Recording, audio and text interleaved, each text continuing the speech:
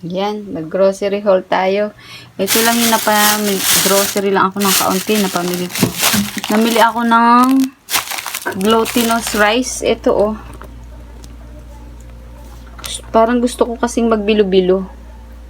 Yan, pwede siyang gawing kalamay, puto, palitaw, puto bibingka, puto bongbong, bibingka at saka kutsinta. Para kasing gusto kong magbilo-bilo. Namiss ko na naman yung bilo-bilo kong niluto. Tapos namili ako ng shell. Gusto kong magsopas bukas kasi umuulan eh. Konti lang to. Yun lang gusto ko lang ngayong week na to. Tsaka isang condense.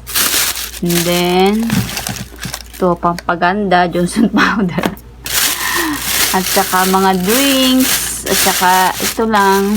Yan, gatas. Yan. Yung bakay ng gatas. Namili lang ako. Hindi na ako nakakainom ng gatas eh. Saka itong mga drinks. And then, sabon. Naubusan ako ng sabon. Yan. Tapos itong Knorr seasoning. Yan. Namili ako ng Reno. Baka parang gusto ko rin mag-spaghetti. At saka, itong mga drinks.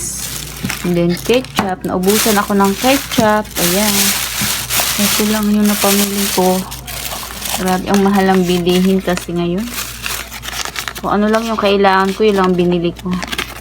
Halos 800 na. Ito lang yun. Grabe. Yan lang. Thank you for watching. Please like, share, and subscribe.